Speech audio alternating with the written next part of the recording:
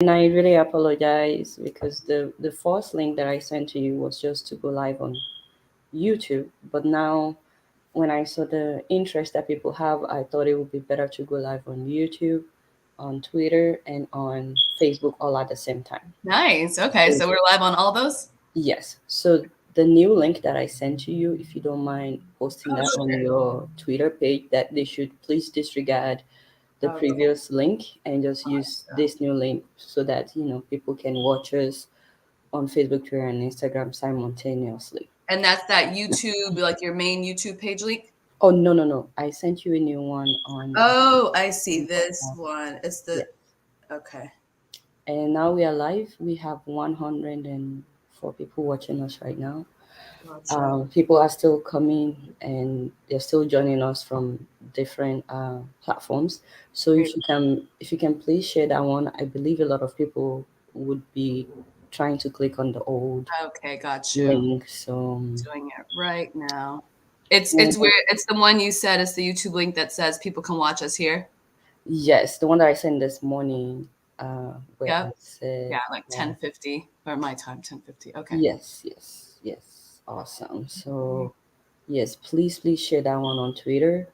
Even though we're live, please take your time to. It's all good. To share. Is the new media world. People don't mind links. I'm really excited by the interest from Ethiopians, but not just Ethiopians. I'm seeing comments right now from people that are not from Ethiopia. Right. And that makes me so happy because what we're trying to do is to make sure that as Africans, we're together.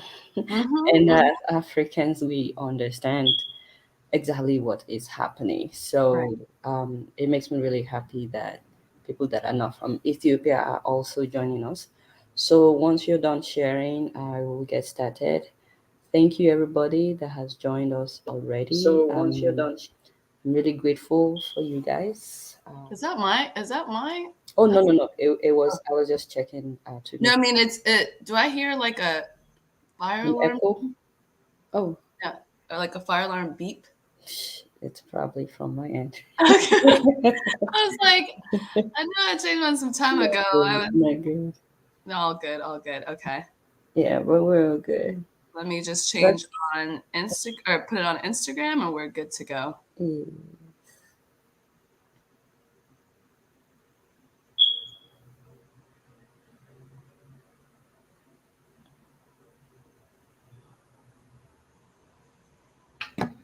Okay. So this is going to be a very tough interview. It's going to be tough, you said? Well, it's going to I feel like, do you want to take a moment to like take apart the smoke detector? I feel like it's going to be disruptive. Yeah, I was just texting somebody at home. Yeah. I was dealing with that back in like December, January, so I know. It's either that or I can, go elsewhere. Yeah. To get this done. It's a little more frequent than Oh my god. All they gotta do is just take it apart for now. You don't need to worry about, a new battery or anything. Okay. I'm going to work on that. Or you can also just like mute in between too until then. Yeah. But all good. I think we should get started. I every now and then I would take questions from the audience and I will put it on the screen literally. But in the middle of what we're doing, I would relocate. So if you see me mute my camera, and also if you see me turn off my camera, it's because of that. No worries. So thank you everybody that has joined us. I'm really, really grateful to have you guys, and I am very, very grateful to have my guest on the show today, Miss Hermela Aregawi. And today we're talking about Ethiopia and what has been happening in Ethiopia. so much has been going on in Ethiopia, and then as much as I've tried to cover what is happening in Ethiopia, it's been really hard Mm-hmm. following everything that has been reported because a lot of Ethiopians are saying that what is being reported is not accurate. Mm-hmm. A lot of, and then there are some Ethiopians who are saying that what is being reported is accurate. Mm-hmm. So it's kind of hard trying to Right. decide exactly what is true and what is not true. Now, I'm also aware, hi baby, I'm quite aware that my guest today is has one particular point of view about what is happening. And I want my audience to know that I actually tried to get the opposing point of view in this interview. The day that I contacted Hermela, I told her that I would like to have her on the show, and the next day I contacted Mr. Alula Solomon. I don't know. I believe that Ethiopians will be familiar with who Yeah. Alula Solomon is. I asked Hamela if she's open to having someone with opposing point of view, and she said that she's open to that. So I contacted Alula Solomon, but I still have not heard back from him. It's possible that he didn't see my messages. I wrote him on Instagram, I wrote him on Twitter, just the same way I contacted Hamela. I called the phone number of his media organization and he says the number was not going through. So I tried to balance this view by contacting Alula Solomon. And when I didn't hear from Alula Solomon, I tried to reach out to others as well, but I did not hear back. Now, having said all that, if at any point in time I hear back from someone of the opposing view, I have asked Pamela if she would be willing to come back on the show, and she said that yes, she would be willing to come back. So I say that upfront at the beginning so that my viewers would know that I tried to balance this point of view. I'm not just trying to hear Pamela's point of view alone. Having said all that, when I share this on my social media pages, I am really surprised by how people have been attacking Hamela uh, and what she stands for. And the only reason I mention that is I really want us to have a meaningful conversation this afternoon. I just want to beg of you, there is no need to insult anyone. We are all trying to understand, rub minds together. So initially, I was going to have people open up. I was going to open up for people to come on with their video cameras. But when I saw the insults on my Twitter page, on my Facebook page, people have called her all kinds of names. They called her a terrorist. They called her a sellout. They've been really attacking her since I announced that she's coming on the show. And so when I saw that, I thought it probably wouldn't be wise to have people come on the show with their video cameras. So if you have questions, which I'm hoping that people would have, also if you are representing the TPLF point of view with the ongoing war, I really, really want to hear from you. I just don't want you to attack my guests because we can ask questions without actually tearing each other apart.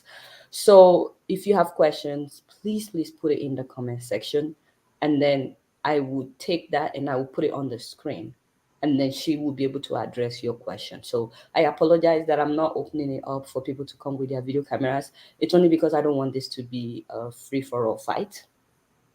I don't want what I'm saying on social media to come to repeat itself on here. So without further ado, Hamela, you know why you're here. A lot of people that are not from Ethiopia have been trying to follow what is happening. But the only thing that people know right now is your prime minister, Abiy Ahmed, won the Nobel Peace Prize. And then not long after, there's a war happening in Ethiopia. And he's being blamed for the ongoing war. Now, the war is between Ethiopia and the Tigray region, which you happen to be from Mm-hmm. the Tigray region. But surprisingly, you are siding with the Ethiopian government in this ongoing war with the Tigray region. And you are one of the people saying that what we are seeing in the media is not what is happening on ground. So I just wanted to start out by giving you like 5 to 10 minutes just to. I do have questions. I have a number of questions that I want to ask, but I believe that you already have something that you want us to know about what is happening without, attacking the TPLF or just trying to explain in general what you think is happening. Now, as she's explaining, please, if you have questions for her, put it in the comment section. I will grab it and I would put it on the screen. And what I said, just to show you an example of what I said, is someone named Gadisa Sani wrote, "Welcome, Hermela." That's this person's comment. I just put it on the screen. And so that's the same way I will put people's comments on the screen. So that was on YouTube. Someone else from Facebook said, "Thank you for inviting this amazing and beautiful, proudly Ethiopian young lady." So the same way I'm putting this on the screen is how I will put your question on the screen if you guys have questions for her. So please, let's just take a minute and listen to what she has to say, and then I can ask questions. Also, I can ask your questions. So Amela, exactly what do you have to say about what is happening right now in the Horn of Africa? First of all, Adiola, thank you so much for this platform. I really do believe in Africans actually understanding each other's story before we ask the West or outsiders to understand the accurate version of our story. So this kind of thing really warms my heart when Africans come together and take interest in our own story. So I think this is an amazing platform. I'm seeing a lot of the comments that are coming in, and it's people from all over the world. And so this is just a beautiful thing to have in this time of globalization. And so as far as the conflict in Ethiopia goes, it is true that both my parents are from the Tigray region. I do not see this war as being the Ethiopian government against the Tigray region. This war is the Ethiopian people, all of them, including those in Tigray, who are suffering under the TPLF, who started this war.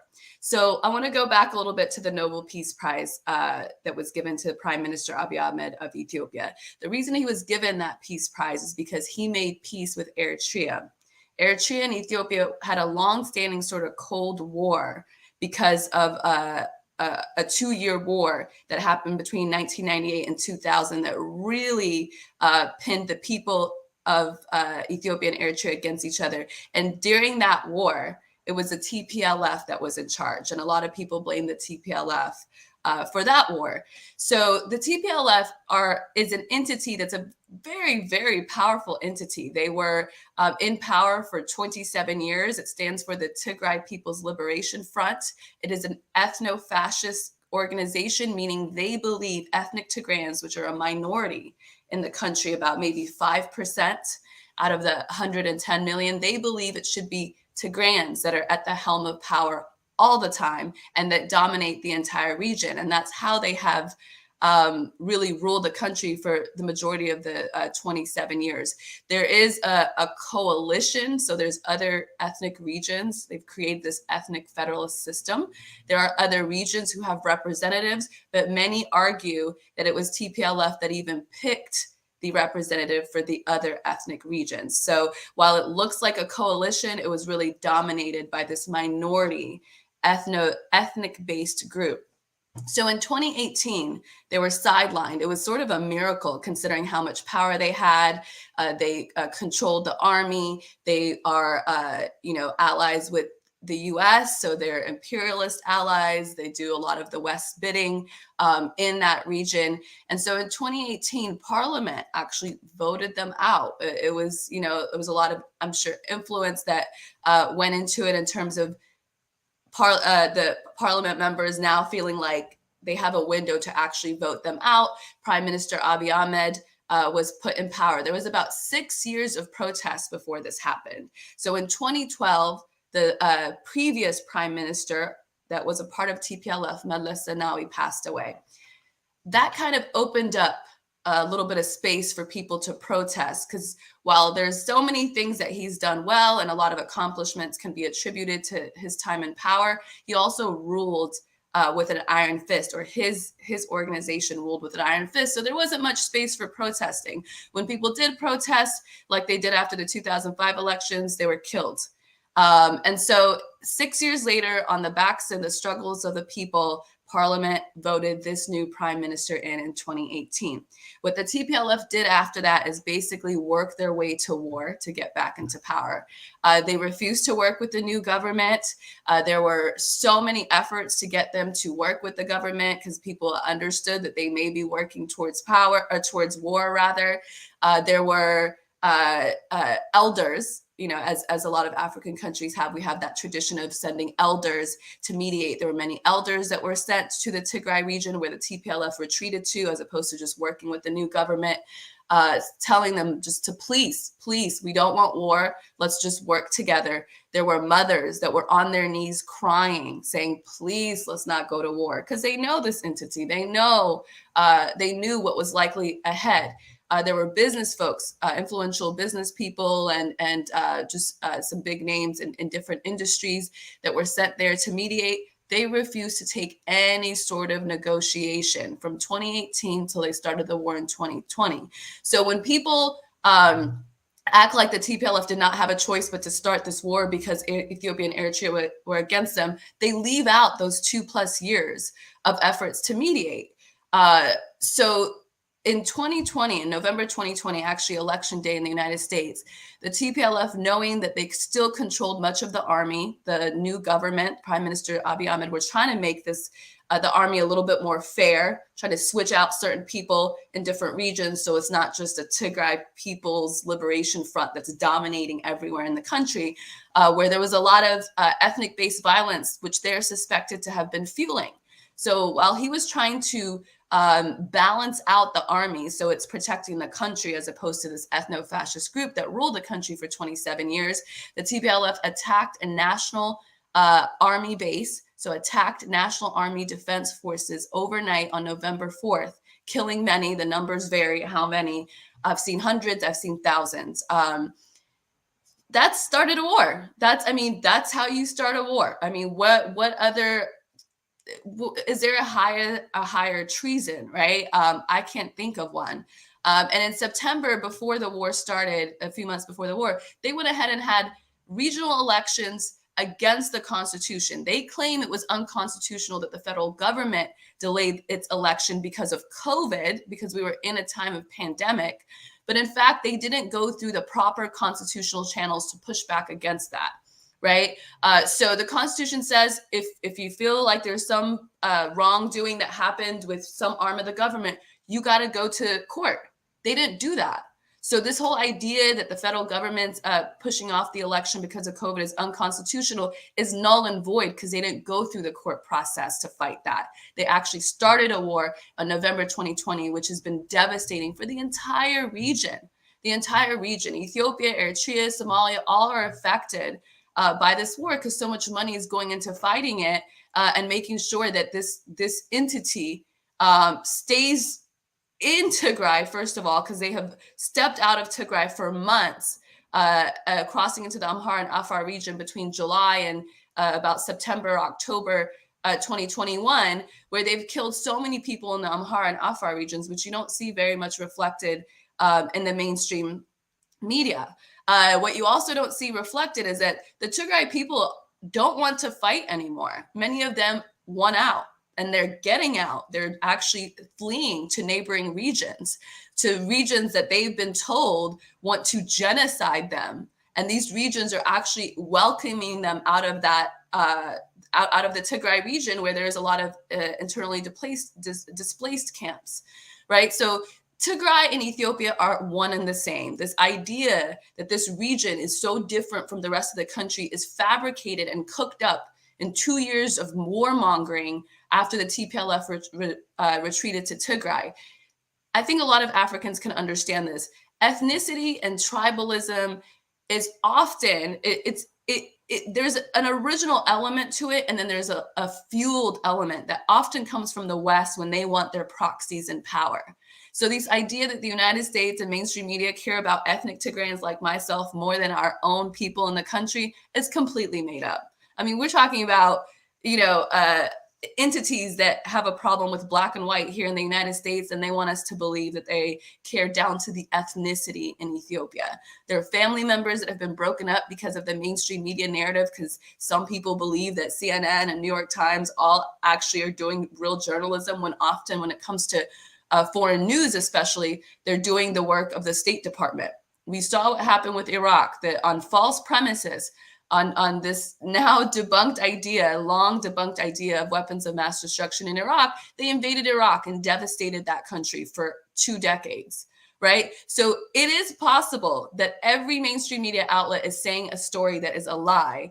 And so I encourage anyone who thinks that, you know, these mainstream media outlets, since they're all saying the same lie, essentially, that they're telling the truth, I encourage you to remember what has happened on the backs of these outlets, particularly in the Middle East, but definitely in Africa as well. So what we have right now in Ethiopia is an armed insurgency war. A year after it started in November 2020, in November 2021, we came out and said hashtag no more. And when we say no more, we meant no more of these false narratives that are dividing the people and the country. And that are fueling wars. It all starts with a lie, right? You have to tell a fabricated story to get people who historically are the same people and have lived together and have intermarried to hate each other. You have to make up a false story. And that's what's been cooked up in the mainstream media outlets, led by the TPLF. The head of the World Health Organization is a TPLF member. These people are powerful. They're nobody to feel sorry for. They're not some rebel ragtag group that's fighting to protect their own ethnicity. In fact, they're pushing their own people into a war that was designed to get them into power. And how do we know that that was why it was designed to get them into power? They've said it. They've said it. TPLF members, the spokesperson, Getachew Reda, has said, you know, we're coming to Addis, the capital of Ethiopia, in November 2021. That's what he said. Right. So this is not, you know, this isn't just a perspective based on opinion. There's a lot of data, much of it given by the TPLF, you know, thinking that they were going to get into power and none of this would matter. And so that's really what we have here. You know, we're not as ethnic based as the rest of the world tries to make it seem. We're not just designed to go into war and famine. No, it happens with the help of the West narrative and this proxy in Ethiopia called the Tigray People's Liberation Front that has caused so much damage by starting this war. Thank you so much, Hermela. So if I understand what you're saying, well, it's like you are separating the people of Tigray from the TPLF. Absolutely. Because you talked about, you're saying that the people of Tigray themselves don't want this war. Absolutely. There's like a 3-month-long report that Reuters did. Once in a while, they do good work. I actually talked to the journalist, so that's why I'm even mentioning that. I don't like to mention mainstream media outlets. Excuse me. Yeah, they took 3 months to really talk to people from Tigray that had escaped, some of them that were still in there, because there is some connection. If you go to like a UN location, there's still satellite communication connection. And people said, well, in the beginning, we thought this was a genocide. That's what they told us for a year. And we thought this was about an independent Tigray. But when we realized that's not what's happening, we don't want to go to war anymore. We're seeing people come back maimed. We're seeing where there's a lot of people that aren't coming back at all. So they're not stupid. They just unfortunately were brainwashed and conditioned into thinking the rest of the country were against them. The media there was just all, one narrative for 2 years. My mom happened to live there for the year prior to the war. And so I remember even before the war, her saying, everything on TV is about war, war, war. They're trying to get these youth to go to war. And I'm telling them, just please don't listen to this. Just focus on your education. There's nothing good that can come from war. I remember that, even well before this war became a thing. And so they were sort of brainwashed, but, they can figure it out after some time and some data when they realize we've heard reports where people have been killed for asking questions about this war in Tigray, where mothers have been killed for being unwilling to send their kids into the war. So there's a lot of forced conscription that's happening at this point because the people don't even believe in it. Right. And so if you really want to be a voice for the voiceless, let's talk about that and not talk the TPLF narrative that's trying to justify why they still need to be in this war. They're attacking, neighboring regions that are doing nothing to them. Okay, Yeah, go ahead. I Sorry. guess the biggest question that a lot of people have is, what's the difference between TPLF and the Tigrayans? All Right. the TPLF members are Tigrayans, but not Yes. all Tigrayans are TPLF, is Yes. what you are saying. Absolutely. So the Absolutely. government is at war with TPLF, not with the Tigrayans. No. No, they're the But head the of war is happening in the Tigray region. it's there's no war happening there right now. They're actually attacking border regions. The federal government hasn't been in Tigray for a year. They called a ceasefire in June of 2021. They do some airstrikes on military targets. Those may have killed some civilians, but that was a limited session of airstrikes to target military armaments. But other than that, they declared a ceasefire in June 2021, and the TPLF called that a sick joke, and then moved into other regions for months where they killed a lot of people. Okay, so you were trying to tell us the difference between the TPLF and the Tigrays. Yes. So the Tigray People's Liberation Front, yes, is made up of mostly Tigrayans. And they're just this powerful, maybe there's a list of like 100 people that the federal government's looking for that are believed to have started this war, right? And so the TPLF claims to be the defenders of Tigrayan people, but when you look at the 20 plus years, that region has been so poor and neglected. 1.5 million people were out of 5 or 6 million people have been living on safety net. So they didn't actually liberate Tigrayans. They just held on to the money from elite few Tigrayans and their allies. So the people of Tigray really believed in what they were saying when it comes to there was a genocide coming. So even those who historically weren't with the TPLF sort of switched over into supporting them, feeling like, well, they're the only thing that's going to support us, right? They're the only thing that are going to protect us, because they believed the lie that the whole country was against them. The head of the defense minister is a Tigrayan. There's a lot of people in government right now, in the federal government, that are Tigrayans. There are many people like me that have roots from Tigray that don't believe in what the TPLF is doing, and that don't believe that the Tigray people and the TPLF are one and the same. They're rich. They're filthy, rich people that are buying influence all over the world, which is why you see their narrative dominating in mainstream media. But the average person in Tigray, dirt poor. So that's the difference. It's this elite group that claims to be the defenders of all its ethnicity, and then everybody else is just trying to survive. I see. So that, just helps those of us that are not from Ethiopia to have a better understanding. But having said all that, and thank you so much for your opening message, by the way. For those that are watching us on YouTube, I realized that we were not public on YouTube at the very beginning. I just want you to know that in order to make this a balanced interview, I actually try to invite people from opposing point of view, but I wasn't able to get any response back. And one of the people that I contacted is Alula Solomon, which I'm sure Ethiopians would know who that is. The next day after I contacted Hermela, I contacted him, but I'm still waiting to hear back. If I hear back from him, Hermela is willing to come back on the show for us to do this one more time.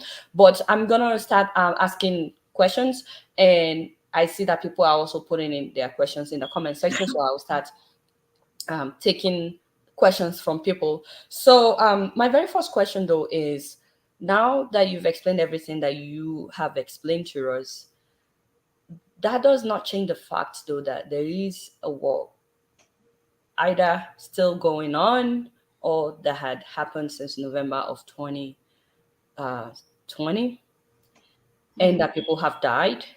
There have been several reports about using using rape, as a weapon. That the government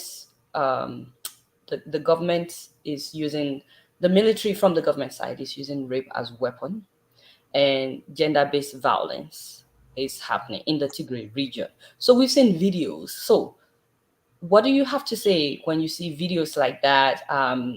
Because I remember reporting, especially on the rape case, using rape as a weapon during this ongoing war. And I saw a lot of women that testified to being raped by the soldiers. And I also saw women that were being treated at the hospital in Tigray region for rape cases. So I wanted us to start with that. So are you saying that all the atrocities that we have seen, all the killings that we've seen on video, and the rape cases, and women talking about being raped by soldiers. So are you saying that all these are also not true? Or let me see, what do you have to say to reports like that? So those were TPLF allegations that have been unsubstantiated and have been spread all over in mainstream media. Here I'm not denying atrocities. So I just want to be really clear about that. What a lot of people have questions about is who's committing these atrocities. The Tigray region had a gross record of rape pre-war. It's the TPLF members themselves and the men in Tigray that were raping the women there at alarming rates. The head or one of the main spokespeople in the TPLF activism world, Maaza Gide, who you may have come across, pre-war, she said rape was ubiquitous in Tigray, meaning happening all the time, to a point where women were having to and this is just a practice that's been going on for a long time, were being forced to marry their rapist. When the TPLF left Mekelle just a few weeks after the war started, they released about 10,000 prisoners in the capital of the Tigray region. So all of these allegations of rape, while I believe that there may be many of them that are true, who did it remains to be substantiated. I mean, you're talking about women that are under TPLF occupation talking to journalists about who committed the rape. I can't tell. I do not believe those women are free to say who did it and to really tell us what happened until the TPLF stops occupying that region and is disarmed and either make some sort of negotiations to leave the country or whatever the case. Like, they cannot go back into power after all this damage they've caused to the entire country, including the Tigray region. And I suspect there's a lot of people in Tigray who don't want them there anymore. So this idea that soldiers had all this time to just go around weaponizing rape left and right, the way that the TPLF wants us to believe, I think is just, it remains to be seen. I would like to hear from these women when they genuinely feel free. And I pray and I hope that they do actually get the justice that they deserve. But the TPLF has a record of either making up things or taking things that have happened and twisting them in a way to free themselves of any sort of accountability, and then to put it all on the Ethiopian and Eritrean governments as if they're just all like savages that are going around intending to hurt the people of Tigray, when in fact they themselves, while they were in power, there were women that were protesting because there was one TPLF member that had raped 50 women. This is all on record by the very same activists who are now pro-TPLF, or some of them are pro-TPLF. So the rape allegations, I believe, many of them may be real, but I suspect a lot of the culprits are either CPLF members themselves or some of the men from Tigray that were released from prison, or just an average man in Tigray, because that was happening before the war even started. So personally, I feel like the issue of rape is a very, very sensitive thing, and I want us to use it. That's why they use it. Yeah, and I want us to be careful not to blame victims or say that victims are lying or something. I'm really hoping that in the comment section that people would ask questions about this so that I can put it on the screen. But what you are saying is that you think it is the TPLF soldiers that are committing the rape crime. Yeah, I suspect that a lot of the cases are that. I mean, they just armed a bunch of random people. This isn't all, well-trained soldiers. I think in general, soldiers, the ones that have been there for a long time, career soldiers, while there may be issues within them, they're a lot more disciplined than an average man being armed because they were told that there's a genocide coming against them. You know what that does to a person when you say, or you can imagine what it does to a person when you tell them there's a genocide coming for your ethnicity. They're not going to be so disciplined, right? They're going to come out looking for blood because they believe it's either take them out or be taken out. So this is the kind of energy that is in that region that has been woven into that region.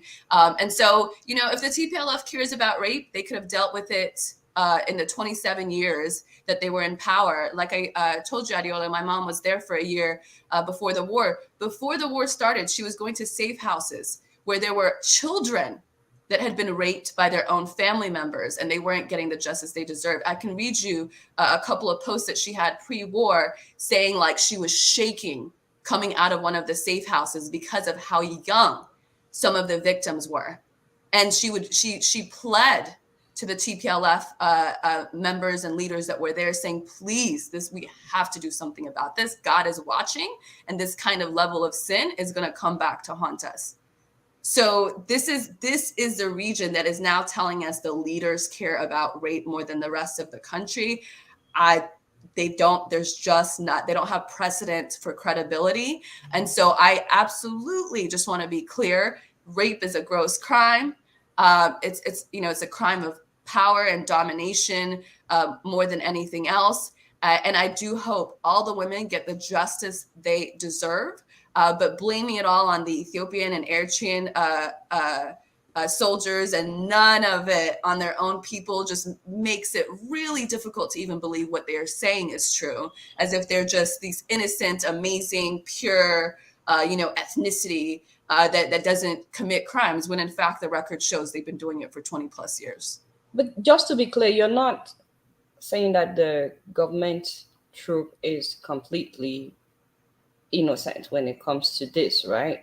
Yeah, there's bound to be individuals on all sides. There's the one report, that I think was done to the best of their ability is the UN High Commissioner. It's the highest human rights body. Did a joint investigation with the Ethiopian Human Rights Commission, which nowadays is actually, critical of the government, not with some of the allegations that TPLF is saying. There was some recent arrests that they're critical of, but just to show you that they are more independent than they have historically been, they do criticize the government. But they, along with the UN High Commissioner, did a joint investigation that found there was no evidence of starvation used as a weapon, no evidence of genocide, and all parties in the conflict, the Tigray militias, the Eritrean soldiers, and the Ethiopian soldiers, as well as this regional Amhara soldiers, all committed crimes, and they are on record, as you would expect in a war.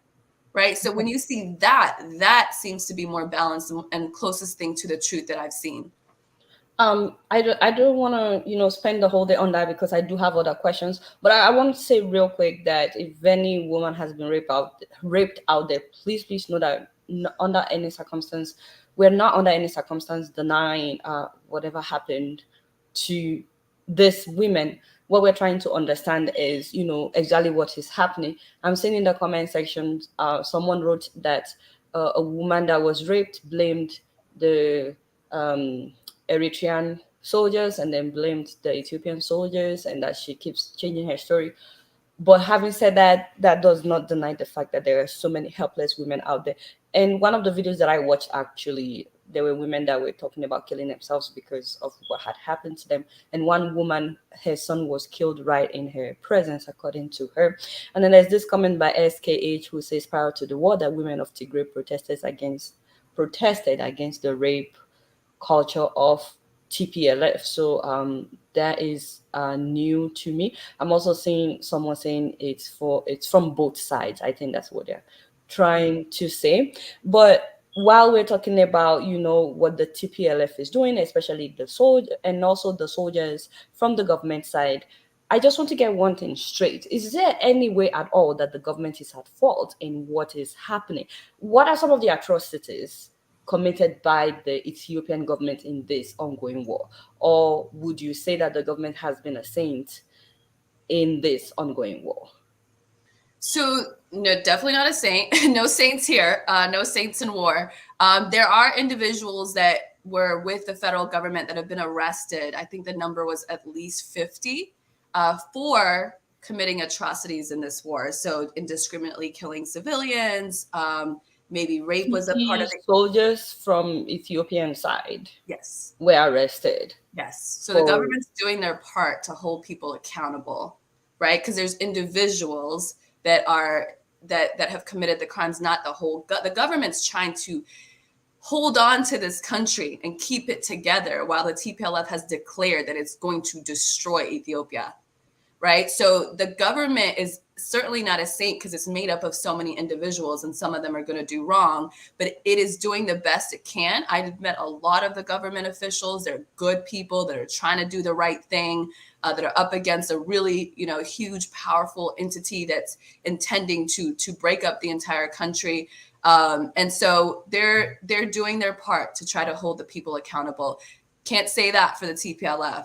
There's not one act that they have even admitted to, even when we've seen it, when we've seen certain holes in their lies, like they stole UN trucks, about 500, and then used them to go into neighboring regions, UN humanitarian aid trucks that they were supposed to return so more aid could go into that region.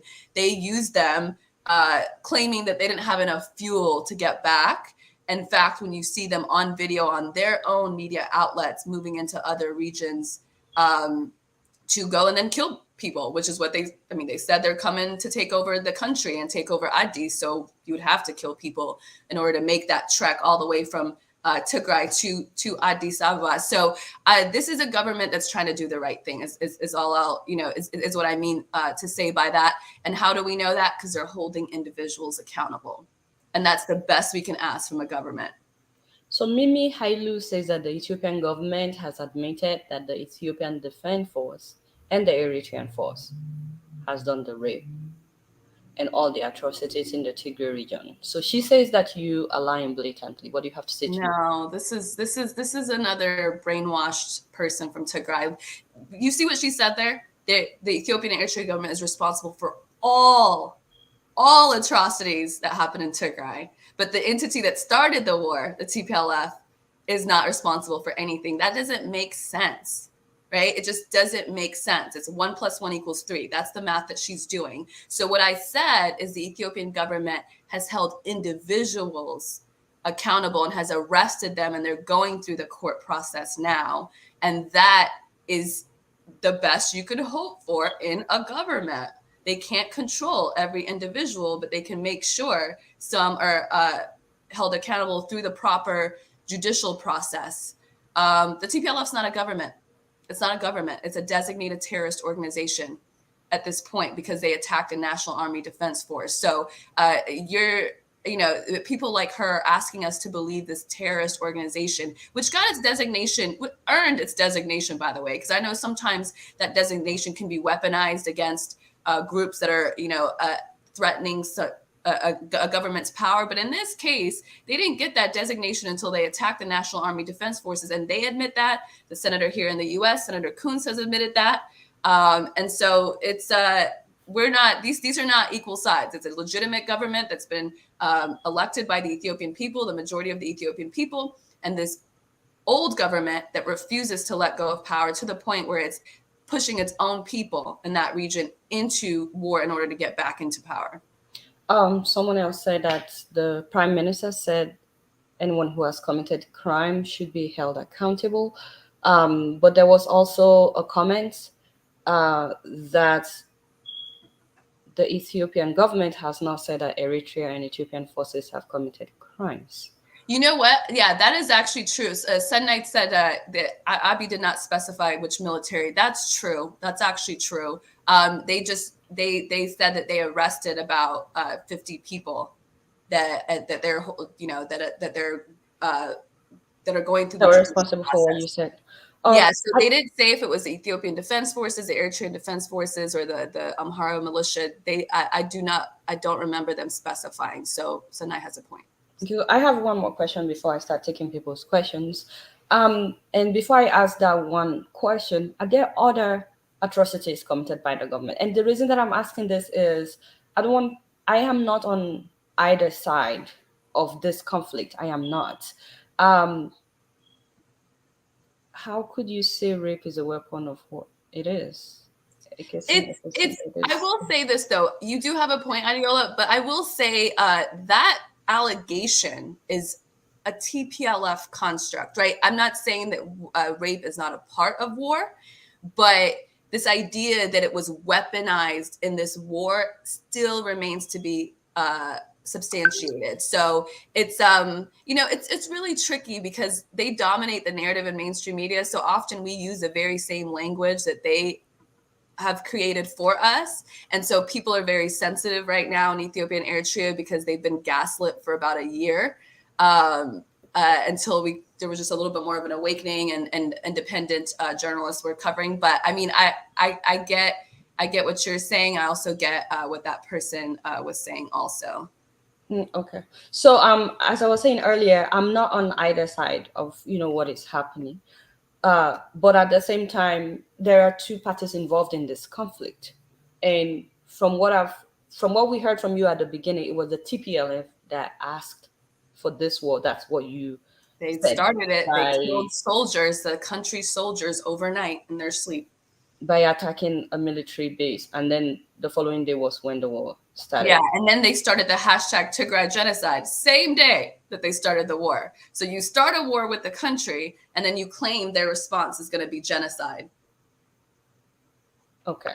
So, but what I'm trying to understand is if there are things that the government could have also done better, because at the end of the day, this is still the same country. And right now, forgetting the reports of the people that have died, how many people do you think have died right now because of this war? So is there anything that the government could have also done differently to prevent the loss of lives and, the rape and all the atrocities that have happened? What could the government have done better, in your opinion? They should have arrested a lot more TPLF leaders early on. That's to me, that's the weakness of this government, is that they were not aggressive enough early on. But, again, they didn't have the control. This prime minister was trying to get control of this military of the country that he's a prime minister of when they, in fact, had it. So, in this war, I don't know what they could have done. They didn't choose this war. The Ethiopian and Eritrean government did not choose this war. So whatever happens in it, all I can ask is that they hold individuals accountable, which they have arrested and are moving towards. So yeah, the best thing, to me, the weakness was that they let the TPLF leaders. I've talked to people from Tigray who are here and who have family there, who say, and who went back a lot, who said the people didn't even want TPLF anymore. They just didn't want to be responsible for ousting them because the TPLF is known to be completely vicious if you stand out and speak up against them, which is why you see so much hate towards me. I'm not a TPLF member. I didn't even grow up in that region. I don't owe them nothing. Like, I should be able to say, what I think from a journalist's perspective and from somebody who's Ethiopian, who has roots in Tigray. So the people in Tigray did not want them back. They were actually, so many people were like, whew, this like evil entity is out. But then the federal government allowed them to retreat into that region. And so then at that point, the people don't have much of a choice. They're just trying to survive. And by their own numbers, by the TPLF's numbers, there's 300,000 or 500,000 people that have died. They like to say over genocide, but the truth is they pushed them into this war. And while some of them may have been, unarmed civilians that were wrongly killed, and I hope they do get justice, many of those are war casualties that could have been avoided if the TPLF did not attack the National Army Defense Base in November 2020. Like I told you, Adiola, for 2 years, people were saying, please don't do this. We know you guys think war is the answer because that's how you got into power in 1991 and overthrew the communist government at the time. But please, in this day and age, let's not move towards war. For 2 years, I talked to one of the business people that were sent there to negotiate, and he said they were given every choice. They were given the choice to join this prosperity government. They were given the choice for some of them to join and some of them to stay with TPLF. They were given all these different working constructs that they could have been a part of, but he said they did not want to do anything but go to war. It was clear that they thought, because they did have control of the army, right? Much of the army. They just didn't consider the drone factor. There's drones now, so you can't just rely on your soldiers. And that was, this government was a little bit more prepared, along with the Eritrean government, than they expected And so any casualties is a TPLF production. So this person says that before the war started, that the prime minister sent special forces to arrest some TPLF leaders without the knowledge of the regional government twice. Also, someone was asking why not make a deal with TPLF? Why not negotiate for peace? It looks as if you just answered that Yeah, before the war. there's some negotiations that we've heard about are happening now, but it's not for TPLF to come back into power. The Ethiopian and Eritrean people will not have it. Will not have it. It's become So this looks more irreconcilable. like an ethnic conflict that has developed into full-blown war. They've made it an ethnic conflict. It's a power conflict. It's the small ethno-fascist group trying to get back into power. It has nothing to do with the people of Tigray. It's not the entire people of Tigray, it's the TPLF leaders. Yeah. So right now, Ethiopia is facing a lot of problems with, everything, all the conflicts. What do you say is the way out of all this? How can the war end like today? What is the way forward? So ideally, TPLF will disarm and take all their money and get out of the country. You want Right? them to leave their country? It is their country as well. They've attacked their people. They started a war. They do not belong. They need to be in jail, honestly. That's what they don't have to leave, but if they stay, they got to be in jail. All these people that have died, including in the Tigray region, did not have to die. They don't get to go back to living a normal life after they've caused the deaths of hundreds of thousands of people. Right? That's not justice. So either they can leave if they don't want to be in jail because they're all filthy rich anyway, so they'll live perfectly good lives, except their egos will be damaged, or they got to go to jail.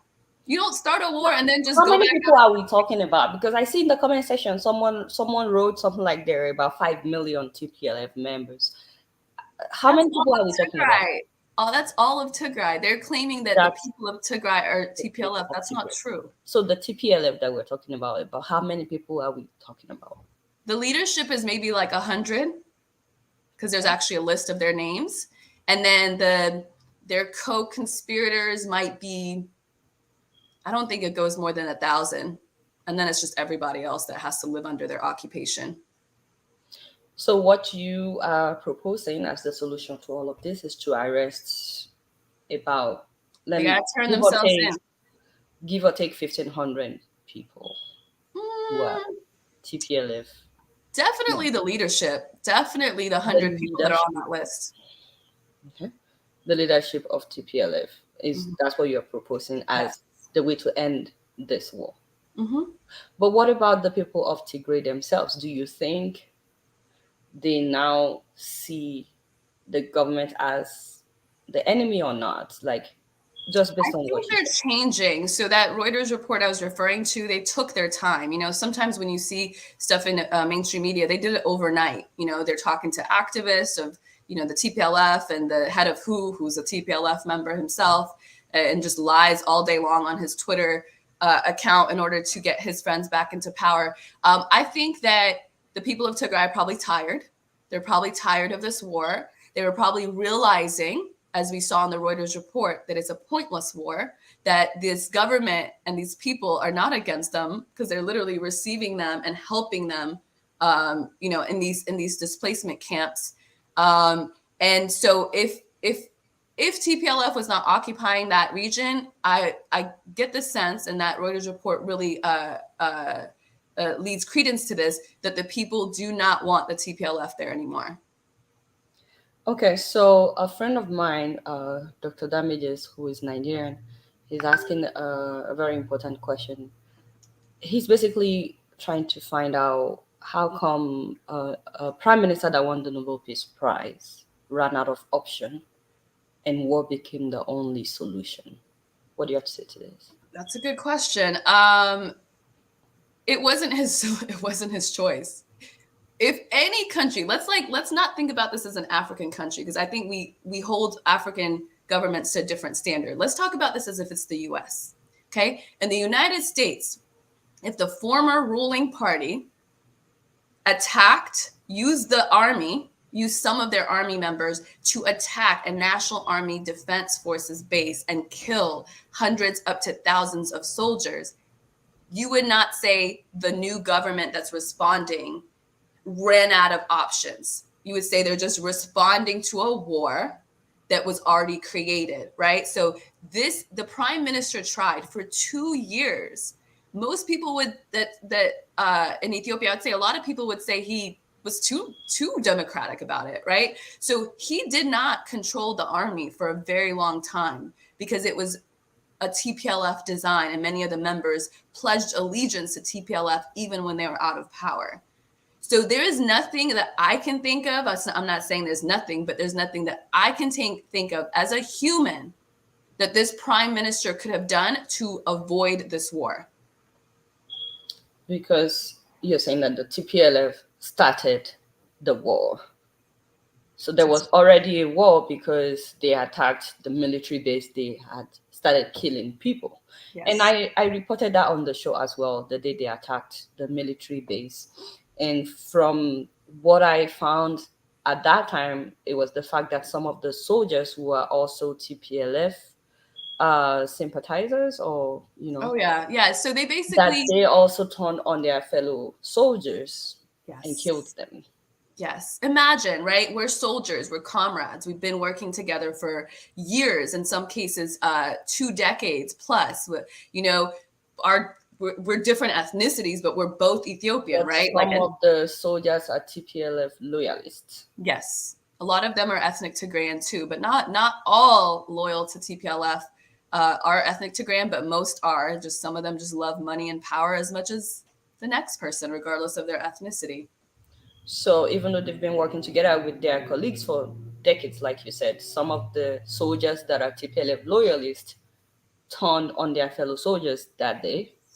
Yes. And killed some of the soldiers. Yes. Okay. It's horrible. It's just, there's no two sides to this to me. It's just wrong. It's like turning on your neighbors that you've known for 20 plus years, or your family members for power and politics. You kill them to get back into power when you've had power for 27 years. It's just gross. All right. So I do have a personal question for you. An Ethiopian actually sent me this question, wondering exactly, because, you are also Tigray. Mm-hmm. And so they're wondering exactly when you decided to take a sit back and look at the situation with a neutral or objective point of view. Was there any point in time that you were also in support of the TPLF? Because now obviously you're not, even though you're Tigray. Yes. So, and what happened that you now became a mouthpiece, speaking out against what the TPLF is doing? What changed? So, I've been a journalist for 10 plus years now here in the United States, working for CBS, Al Jazeera America, whatever, right? So I didn't know that mainstream media was an arm of the State Department when it comes to a lot of foreign news. While I knew about Iraq and, a lot of manufactured consent through the mainstream media, I didn't know that it was this bad, right? So I actually thought what I was seeing in CNN or believed in New York Times, while I had doubts and we're still, kind of arguing with friends, like, how could this be? How could they be responsible for everything? While I was doing that behind the scenes, I was sharing stuff that came out of mainstream media because I did not know the level of which that they were willing to lie in order to get their proxies back into power. So it took me, there was November, December, January, February, March, April, like about 6 months to finally be like, oh God, like they're making a lot of this stuff up. Like, cause I started to see holes in their stories. Right. And so I laid low for, I might've said a few things in May, but I laid low for June, July, August. Cause I was like, I don't want to accidentally be a mouthpiece for TPLF. Cause my concern was the people. Right. And so when I realized the accusations of starvation being as a weapon was a lie, they were getting aid. In fact, they were using the equipment that they got aid on to go into different neighboring regions and kill people. By their own admission, their point was to take over the federal government. And then, and my mom came back from the region also, and certain things that we heard that were happening where she was living, she was like, that didn't happen. I was there. If there was airstrikes targeting my university, I would not be here today, right? So there's these allegations, all these different allegations that were being put in the mainstream media that were getting debunked by, people that had left that region, by just the mere fact when you start to look at the data, there's holes. Like, when you're lying, eventually there's going to be holes. Could you give us some of the holes that some of the samples of the stories Sure. that were not? So for a long time, they wouldn't really admit that they attacked the National Army Defense Forces, right? And so we saw pictures and videos of that, like the buildings with the bullet holes and all that. I saw that. The TPLF made it seem like we just had to attack because there was, soldiers that were, surrounding the region, but they didn't really say what they did for some time. And it wasn't clear. It wasn't clear because it wasn't being reported in the mainstream media outlets for the first few months. The other thing is they kept talking about, they're being starved, starvation being used as a weapon. And we saw that UN Ethiopia said, nope, all these trucks are going in, but they're not coming back. Trucks of food, humanitarian assistance. Yeah. About 500, which is that's not a drop in the bucket for a country like Ethiopia. That's a lot of resources, right? That go in and then they don't go out. And the TPLF said it was because of a shortage of fuel. So I did the work. I actually reached out to the UN and tried to crunch some numbers. BBC tried to sort of answer that question as to, why the trucks didn't come back. Is it because of fuel? But then they didn't really actually do the math. So I went into that article, I reached out to the UN and did the math. There was plenty of fuel. In fact, there was twice as much fuel that went into that region than needed for these trucks to come back.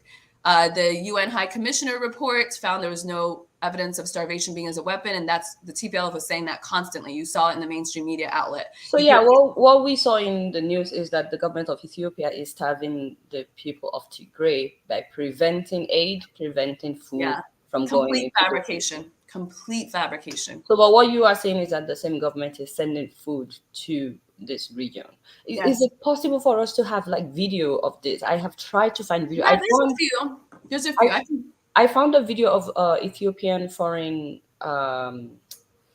Minister of Foreign Affairs talking about sending about 490 something trucks to the Tigray region, but I could not find video. I think if we can find video, it would help in terms of knowing exactly what is happening when it comes to whether or not the government is starving the people of Tigray. So, but what you are saying is that the government is not starving the people of Tigray. It's not. Yeah, I mean, there are videos. World Food Program has put some out on their Twitter. UN, they're both UN, but UN Twitter account has put some out. And if you look at these UN reports, because the UN is kind of, if you dig enough, you will get the data. But in terms of what they put out in public, is keeps things very, gray area in terms of what's happening, right? So in these UN OSHA reports that come out, is it weekly or bi-weekly, every 2 weeks, when you go in, they tell you how many trucks go in, right? But it requires work. It forces you to have to read these long documents to get that. I mean, if it wasn't for the Ethiopian government, Tigray would not have aid, right? So this so-called TPLF regional government, they call themselves a government, but they are not able to feed their people because they're a terrorist group that is just occupying that land. If it wasn't for them, Tigray would be fine. Tigray would be fine. They would be in a much better position than they were under the TPLF for the 20 plus years. There wasn't even proper running water in the capital of Tigray. So TPLF was in charge for 20 plus years. Whose fault is it that there wasn't running water in a major city, right? So it's and then when in 2018, it's this federal government that actually signed the paperwork to get that project started. Have you been back since the war started? I have. I was back there. Have you reported from Ethiopia? I had to have a lot of security because I'm a Tigrayan that's speaking out against TPLF. So they didn't want me to venture out too much because they were, I mean, I was too, both my mom and I, until TPLF is no longer a power in that country, I don't feel safe, but I do, I would like to at some point with some, heavy security to be able to report from some of the rural areas. But at that time, it was just, things were too hot. And so I had to just kind of stay under surveillance, security surveillance. Speaking of your mom, I followed, some of her posts online, and you have mentioned her a number of times since this interview started. Mm-hmm. When is it that she started talking about her experience volunteering in the Tigray region? And she posted something recently, which an Ethiopian friend sent to me, about how she believes that the TPLF is trying to use her family, trying to turn her family against her. She talked about her son, your brother. So I just wanted to know, when is it that she started sharing her discoveries about the TPLF while volunteering in the Tigray region? So my mom actually doesn't mention the TPLF as much as I do. So she, she tries to kind of stay away from it. And in some ways, she recognizes that a lot of the members were themselves early victims of this war mentality that had taken root, particularly in that region. Some of them were pushed into war back in the 80s and 70s as young as 13 years old. So those who survived are the ones that we're seeing. And so she has some compassion for them to that degree.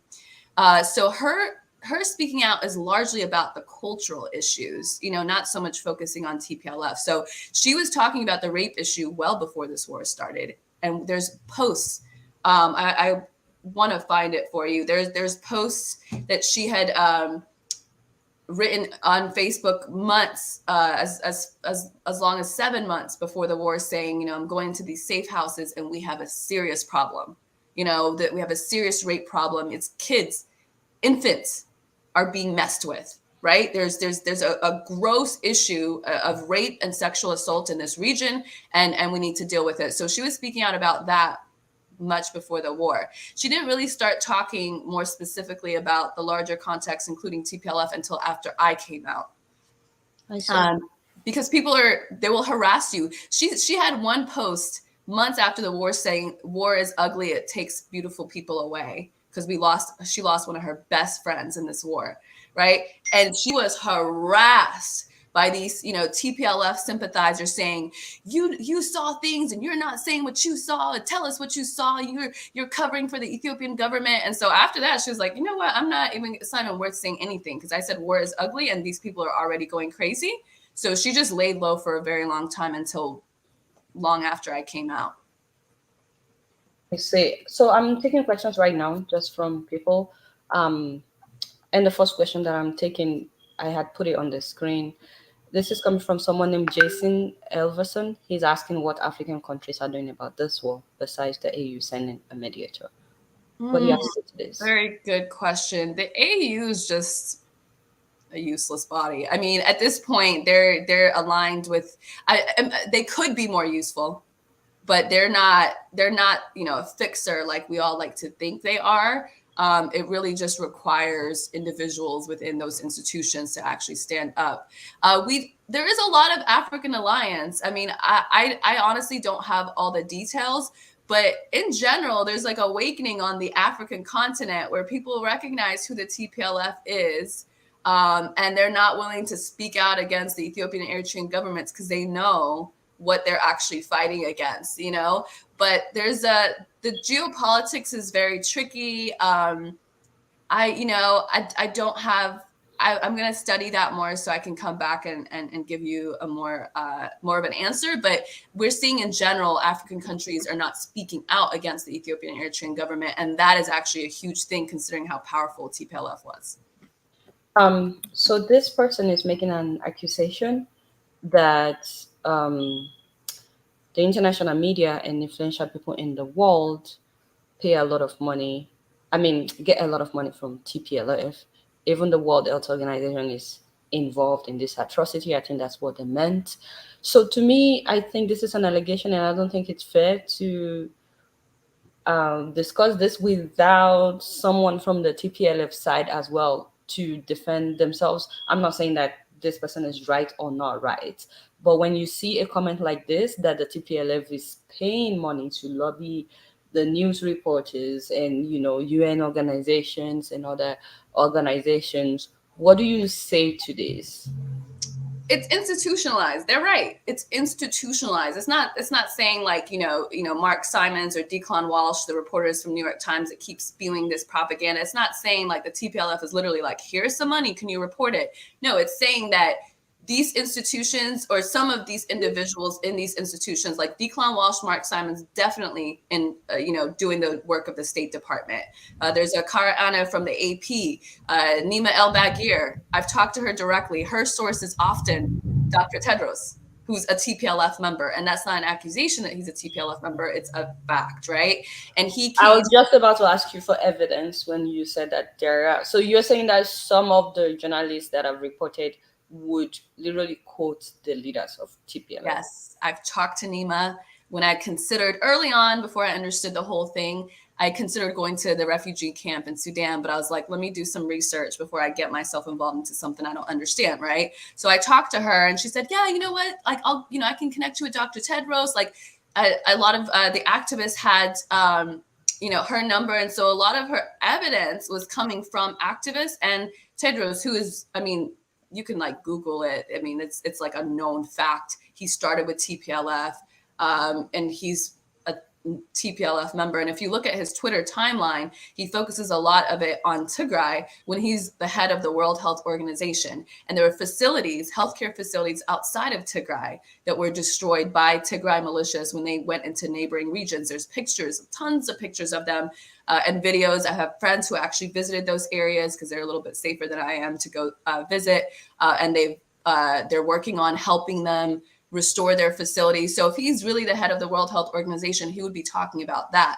But instead, he's only talking about, as if like Tigray is the only victim in this war, when really he's talking about TPLF and tried to get them back into power. So, but I think the media quoting what the TPLF is saying is like trying to get both sides. No, you wouldn't say that about Al Qaeda or ISIS. No, it's not. I hear you. Trust me. This is a challenge, right? Because a lot of people feel like, well, we have to give them both weight. No, we don't. Once you understand who they are, you don't need to give them 50% of the weight. And in fact, mainstream media gives them like 90% of the weight in terms of the narrative. It's this group that says my ethnicity is more superior than yours. And nobody can run this country except my ethnicity because it's superior than yours. You don't need to give that much voice to that. And Dr. Tedros himself has been accused of using the humanitarian aid going through the UN to go towards the rebels who are fighting as opposed to the civilians, which is intended to go to. And how do we know that? Because the head of the Ethiopian mission in the UN, a Kenyan woman, Maureen Aching, said it in recordings that Dr. Tedros was basically doing her job. She was supposed to coordinate. She was in Addis working for the UN, and she was supposed to be in charge of coordinating the humanitarian aid. And instead, he was sidelining her and controlling the humanitarian aid so it goes to the fighters instead of the people. This is the head of the World Health Organization. I mean, it's out there. It's on. I'll send you the recordings. And she got fired for it, by the way. And you also sent me the video of the trucks of food going into yes. the TPLF. Thank you. So real quick, Sene H says that, can you give us your understanding of the connection between U.S. State Department and the MSM? When I Googled the MSM, what I saw was a school. Say that again. What is the meaning of MSM as far as mainstream media? Oh, the mainstream media. Okay. Yeah. So what do you have to say to this question? Is there any connection between the U.S. State Department and the mainstream media? Absolutely. Often when you go on mainstream media outlets, what they do is, which is why we stopped bothering, is that they will give you the State Department's allegations against Ethiopia as if it's a fact and not a one side versus the other. And then you have to, but the State Department says this, and it's like, yeah, the State Department has its own interest. They're trying to get their proxy in Ethiopia back into power. Right? Because they want that undue influence that they get when they have an ethno-fascist group that's willing to just do their bidding in the Horn of Africa and help them loot the country and the region and essentially control the security of that region. If TPLF is in power, essentially the US has a lot of control in terms of the security apparatus in the Horn of Africa. This government says we want control of our own security apparatus, just like Eritrea has its control, because Eritrea does not have US military presence in their country, what we call AFRICOM, right? Ethiopia did for a long time, and Somalia does. And as long as you have this outside imperialist entity controlling your security apparatus, are you really free to develop and to feel secure? You're not. So that's there's mainstream media gets its data from the State Department, because a lot of Americans don't understand. Even after we went through, Iraq and Afghanistan was a mess, and even though people are starting to understand what happened in Syria, still these mainstream media outlets, which are corporations, often, I don't know why they do it. I don't know if it's, they have interest in it as well. But definitely they look at the State Department as kind of the fact, and then what everybody else says is like, just allegations. Once again, I'm really, really hoping that we could do this again with someone from the TPLF side as well. And if anybody's just joining us, please know that I tried to get someone from the TPLF side, because I don't want people to think that I'm being biased. I am not being biased. It's just that I'm yet to hear back from everybody that I contacted. Even this morning, I still contacted people when I didn't hear from Alula. This morning, I still contacted people from the TPLF side. But I contacted Alula the very next day that I contacted Hermela, and I'm still waiting to hear back. If I do hear back, I would love for them to please come on the show as well, so we can talk about this. But real quick, at Janobi, I believe this person is a Nigerian, is asking, what about the bodies of humans that washed off the sea at the Sudan downstream, as reported by BBC Africa? We saw videos of, bodies washed off across the ocean. I guarantee TPLF did that. Guarantee it. Their whole thing, because they shouldn't have been there anyway. So they're in that region fighting people, and then when their militias die, they try to broadcast it to the entire world as if it's like, it was something that it was just like they were victimized when they went looking for war. Their people die, and then they go out and say these were civilians, in order to get international attention, because this is how they got into power. So they got into power with this by parading starving Ethiopians to the whole world. If you remember back in the 80s, where everybody was talking about the Ethiopian famine, so they paraded all these people that were starving, so that they could get U.S. intervention. So the whole point of genocide, too, trying to make that allegation, is because there's an international law that says if there's genocide happening in a country, you can actually militarily intervene. But that their story has been debunked, because we've all worked so hard to try to get the truth out. So the manufacturing consent couldn't happen. So that was another Nima El Bagir CNN production, that whole bodies in the river thing. And there's no reason why Ethiopian soldiers need to throw bodies in the river to go to Sudan. So So you were saying that it's the TPLF. Real Yes. quick, this person, I believe is Kenyan, is saying that it's like tribal issue. In Kenya, we live side by side until election, when we see each other differently and we kill each other. That's just a comment, not a question, from Anna W. But this is a question from DW Ethiopia. He's saying, can you ask her if she believes Egypt has any role, if any, in instigating the ethnic tension in Ethiopia due to the GERD? Is he talking about the dam, the Grand Ethiopian Renaissance Dam? There's suspicions. I don't have data to tell you for sure, but Egypt has been fighting us over the use of the dam for a very long time, because when they were a British protectorate, there was a treaty signed that did not include a lot of different countries that Nile goes through, including Ethiopia, and it gave Egypt like full control of the water, right? And so now Ethiopia is saying, no, we didn't sign that. We want to create our own dam, which they have. I've been there actually, and it's fantastic. I mean, the work that is going into making this happen is incredible. It honestly would make you proud to be African. You know, like you just, they make it seem like we're not capable of such grand projects, but we certainly are. And you see that with the dam. So there's suspicions that they're fueling a lot of the tension. I don't have the data to prove that, because this is the kind of stuff that happens behind the scenes, underground. But definitely, they've been actively and explicitly arguing with Ethiopia about the use of the dam and claiming that they have full control, when Ethiopia says, no, we're going to create hydropower, which they are. It's now the dam is generating hydropower, and then eventually they're going to use it for agriculture and compete with Egypt, because Egypt exports a lot of agriculture and we don't export enough. So someone named The Truth is asking, who is supporting the TPL? A lot of diaspora brats that don't really have a skin in the game, that really believe all this mainstream media outlets. And then some people down on the ground, maybe they just really genuinely believe that TPLF is the only thing that can protect them, because they bought into the story that everybody hates Tigray, which they don't. So they hate TPLF, though. That's for sure. So what you're seeing in the diaspora is really privileged people. Many of them are just really privileged, including myself. I'm privileged. I just choose not to stand with the side of the ultra greedy privileged, like the TPLF, and actually be more concerned about the people on the ground who don't want to fight this war for these elites. So here is a question from a Nigerian. The person sent me a text, so I will read it to you. Their text basically says that Nigerians dream of having a true federation with regional governments, like you have in Ethiopia. Why is it that it failed in Ethiopia?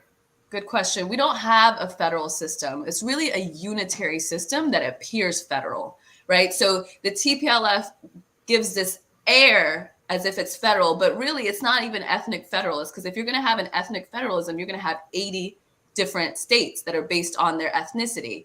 When in fact, we just have 4, or we have 9, but like really 4 are the ones that get a lot of attention, which is Tigray, Amhara, Oromia, and then the Southern peoples and nationalities, which they just grouped a bunch of ethnicities together.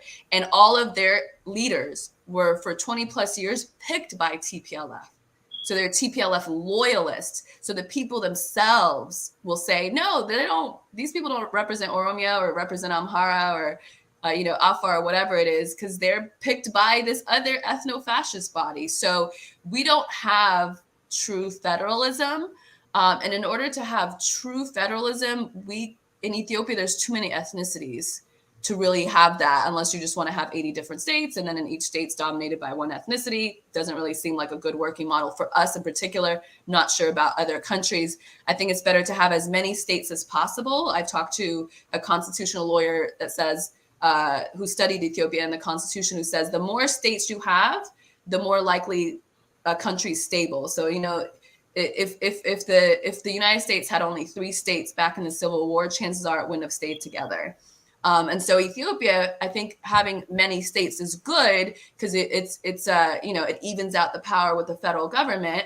But the way it's designed now, it's too ethnically rooted. And so in areas, it basically says, forget all the other ethnicities, this one ethnicity dominates here, which is where you have a lot of infighting, which is exactly why the TPLF created it that way. They knew Tigray is mostly homogenous, right? It's all Tigrayans, generally speaking. That's not really true at the core, but Tigray is mostly Tigrayans, so there's not going to be that internal ethnic fighting. Amhara region has a lot of other Oromia, or a lot of other ethnicities living there. So then you'll have fighting between ethnic Amharas and ethnic Oromos. Same in the Oromia region, where there's a lot of Amharas that live there, but then some Oromos say, nope, this is our region.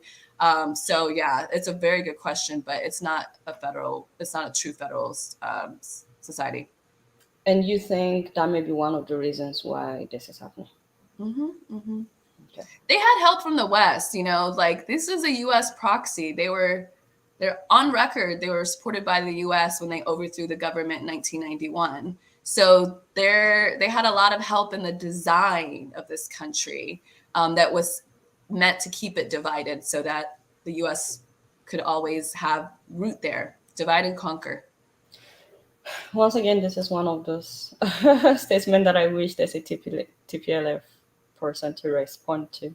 But tonight, I think this person keeps coming up, is writing this comment that the prime minister was way too nice to the TPLF and gave them 2 years to change their ways. I think this person is saying what you had said earlier, but I asked you some of the loopholes that you said you found.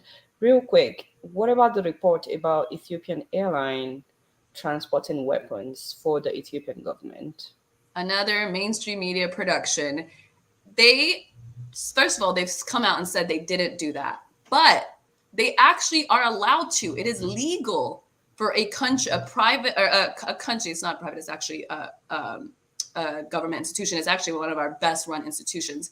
They're on the same CNN report where they made that allegation. Later that day on a different show, they had an international expert, aviation expert, that says they're allowed to do that. Even if they did, there's nothing illegal about using an airline to transport weapons. They just make it sound like it's illegal, and then you have to defend yourself. And it's like there, especially Nima El Bagir. I mean, she stopped reporting on Ethiopia because people were like, "You better, like, you need it." Not you better stop. That sounds threatening. But people were like, "You're wrong. You're wrong. You're wrong. You're lying. You're lying. You're lying." So finally, they moved her to Ukraine, doing some Ukraine reports. That report is just another making something out of nothing. Okay. I know it's a lot to digest, right? It is a lot. And thank you for being gracious, because we've been at this for almost 1.5 hours. And I'm trying to round up, but I see a lot of questions. The moment you get tired, just tell me. Oh, I'm good. I'm here with you. Whatever happens, we would not go beyond 2 hours. Hopefully, we can end this in 1.5 hours, so in 4 more minutes. But that is if we finish all the questions. I think it's important, since it's a new audience. I'm here as long as you're here. No rush on my end. Okay. So Valerie Wilson is saying that you said the trucks of food are going in, but are they getting to the people? Are the people getting the resources? Good question. So this is also in that Reuters report that I cite because I think it's well done. They took their time doing it, as well as this other report that Professor Ann Fitzgerald from Canada, who went to the internally displaced camps and talked to Tigrayans that had fled that region. They said that, and there's actually some video evidence of TPLF leaders saying something to this end. You're forced to, in order to be prioritized for humanitarian aid, TPLF forces families to give up kids for the war. They're already doing that to begin with, but now it's like contingent. In order for there was in the Twitter's or in Ann Fitzgerald's report, there was an older man, an elderly person who escaped and said, "I didn't have any kids to give, and so I couldn't get aid." So the aid's going in and it's being prioritized for the war instead of for the people. And like so many people have had to give up their kids to go into the war and probably have yet to see them. So you're saying that the TPLF leaders are the ones in charge of distributing the resources, and that they may not be doing a good job of getting it to the people. Yeah, because remember too, the head of WHO, which is a UN organization, is a TPLF member, and according to the Ethiopia head of mission in Ethiopia, Maureen Aching, he was controlling the aid, or he was using his. The head of UN representative to Ethiopia is TPLF. The head of the World Health Organization is a TPLF member. I see. And so that's a UN institution. And Maureen Aching, who is a longtime UN worker, she's been with the UN for 30 years. She's Kenyan, based in Addis. She came out and said that's what he was orchestrating it. That's how we knew. If she didn't say it, we wouldn't have known what was going on with the aid. You've said repeatedly this afternoon that the Western media or the West is supporting the TPLF. The question is, what would the West gain? Control and resources. Okay, so Like, so this, So if TPLF comes back into power, you believe that the West will have control of resources in Ethiopia, which right now they don't have. Exactly. TPLF is just a U.S. proxy. I mean, they wouldn't be this damaging if they didn't have What do you think the US wants in Ethiopia? what they want in every other country. I mean, we have a lot of natural resources. Trillions of dollars in aid goes through that region. Trade, not aid, goes through the Horn, which is why the Horn is a very strategic area. We've got, the Red Sea corridor and all of that with Ethiopia and Eritrea and Somalia there. As you know, a lot of African countries have natural resources, and I don't know enough about which resources are the target in Ethiopia, but I do know that as long as Ethiopia remains poor and divided, then it allows outsiders to come in and loot our resources and control the trade in that area. As long as Ethiopia stays united with Eritrea and Somalia, the Horn, there's a tripartite alliance that was formed after this prime minister came into power, which is probably one of the things that scared the West the most, because they knew once we were united, we're going to actually, sell our resources instead of having them looted. And so that's really, it's all about, money and resources. But the same West celebrated the Prime Minister for the Nobel Peace Prize, recommended the Prime Minister for Nobel Peace Prize. Yep. So they were hoping that would keep him in control, but that didn't. So you are saying the Nobel Peace Prize was just to woo him, to get him to be in support of the West?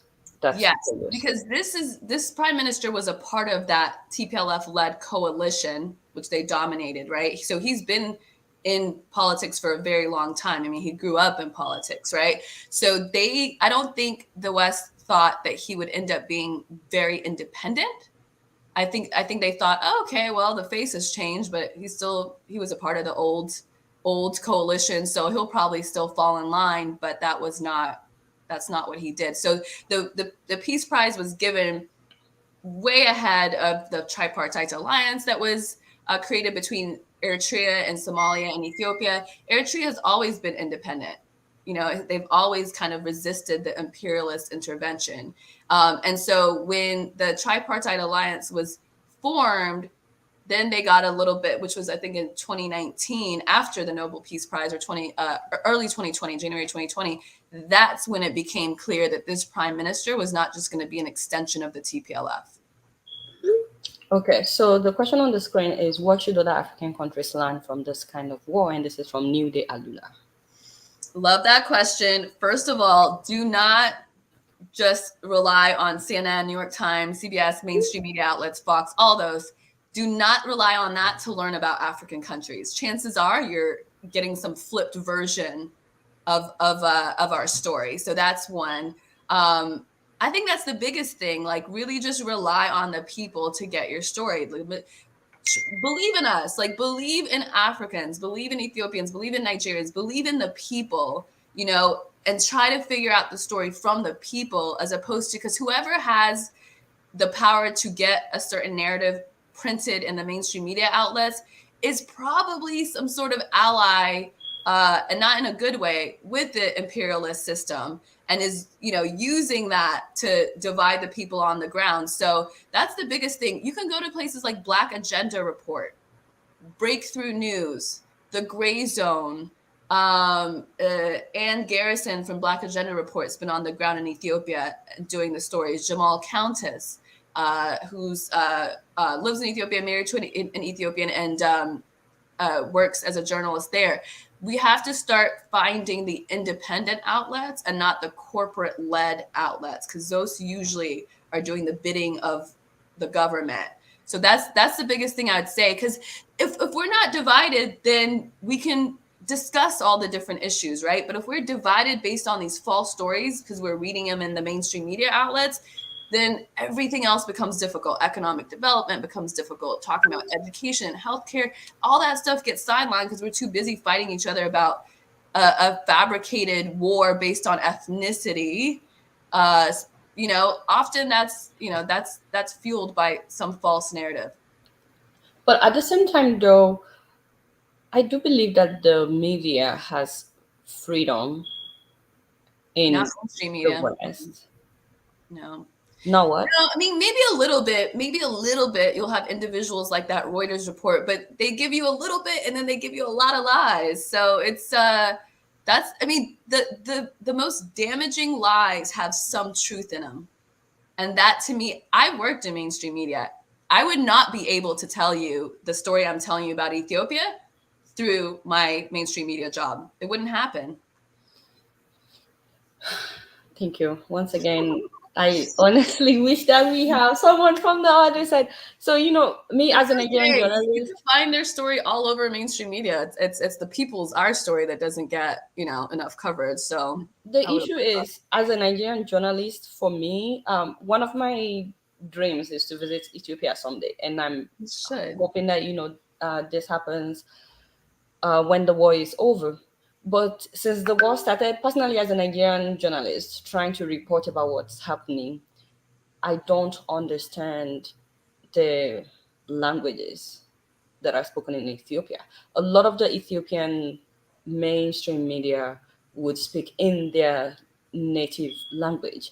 Esat is one of the stations that I follow, but a lot of times they would speak in Yeah. the Ethiopian language. So it was really hard finding, and then of course we don't have anybody on ground. So it was really hard finding something that we can understand. So, but then to me, it's like all the Western media have been put in a box as being sold out and being in support of the TPLF. As a matter of fact, I have been accused of being they call me a tool in the hands of the West.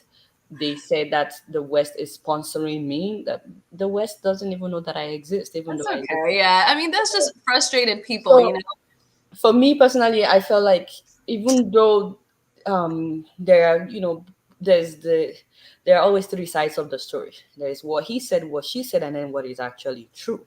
But I Mhm. feel like in anger, people have put the whole of Western media in a box and just discredited them. But there has also been instances where they reported what is true, what is right.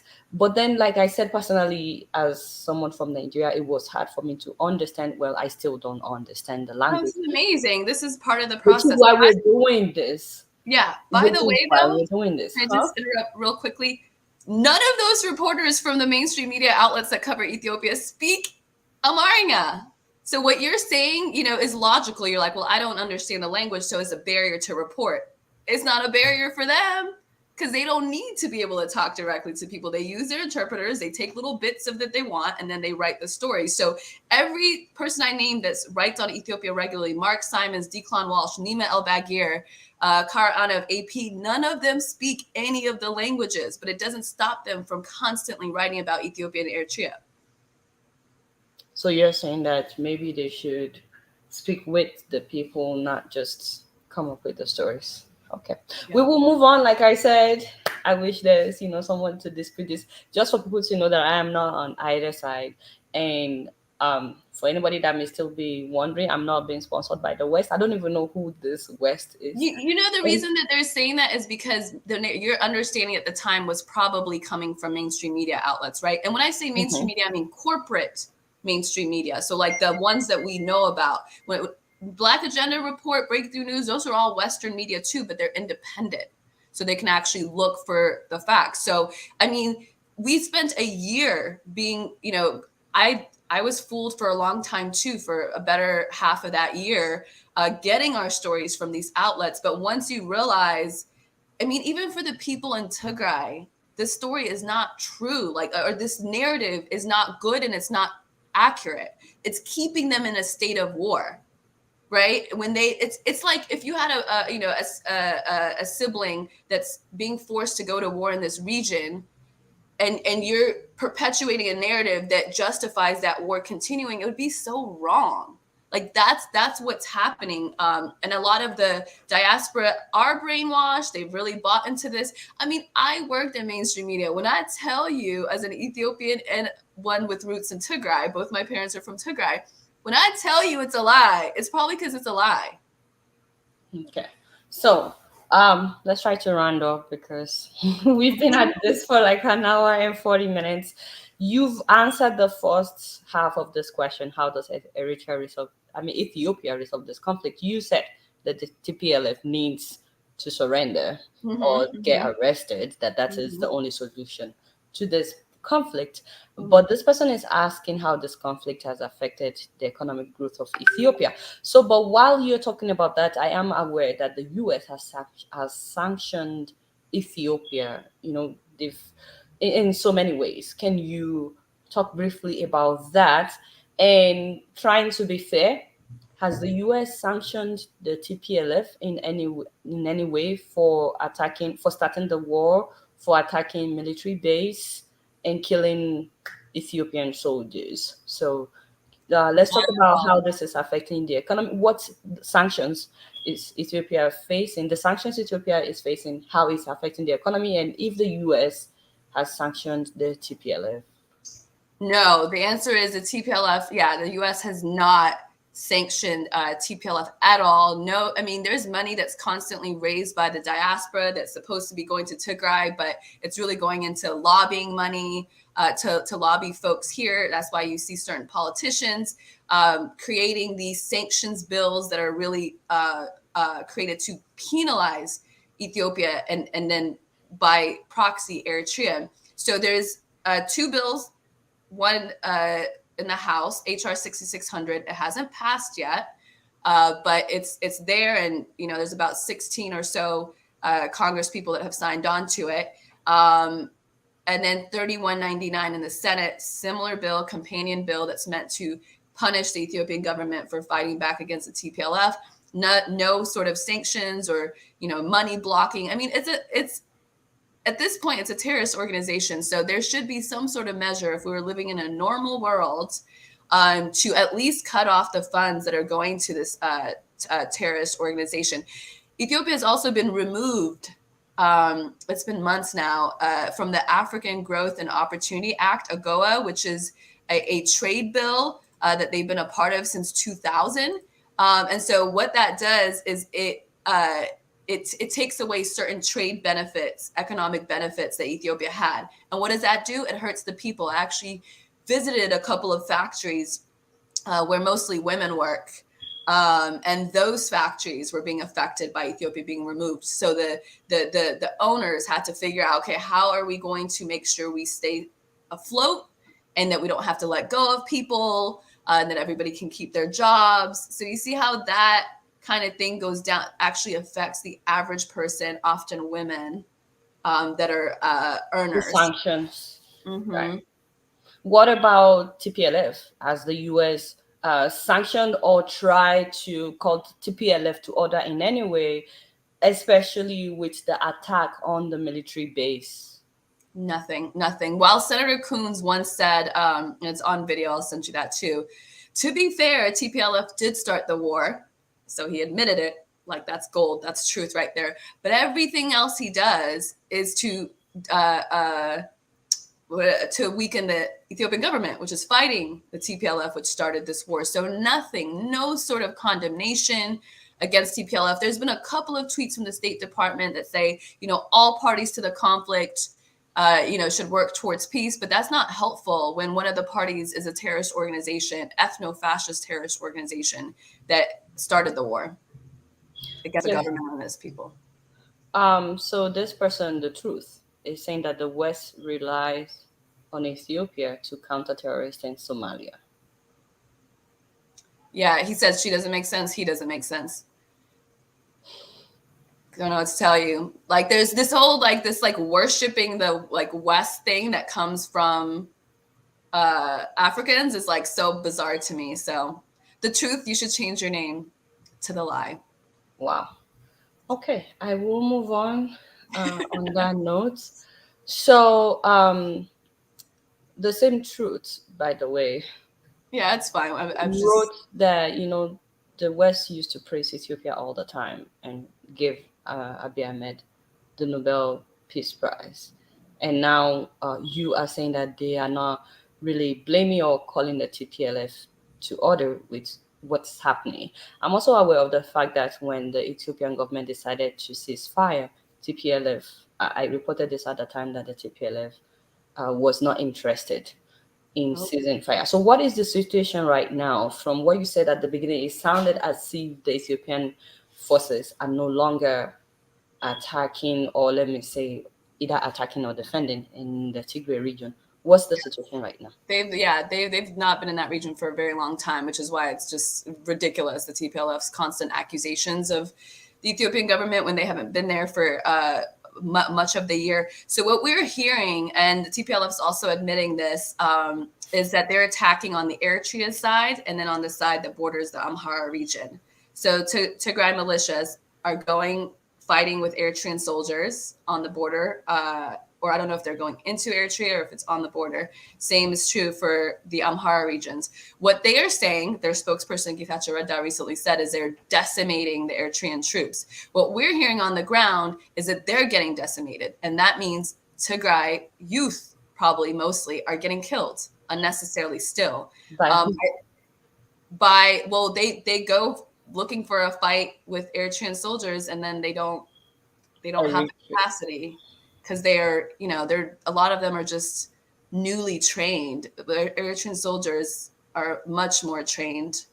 The armies has been trained for a very long time, so they admit that they're still trying to fight the war, but they say we're winning because the spokesperson wants to keep everybody excited about this war, right? Like their whole thing is just trying to get the people, including those in the diaspora, to think like they actually have a fighting chance and to continue to support this war instead of saying, we don't want this anymore.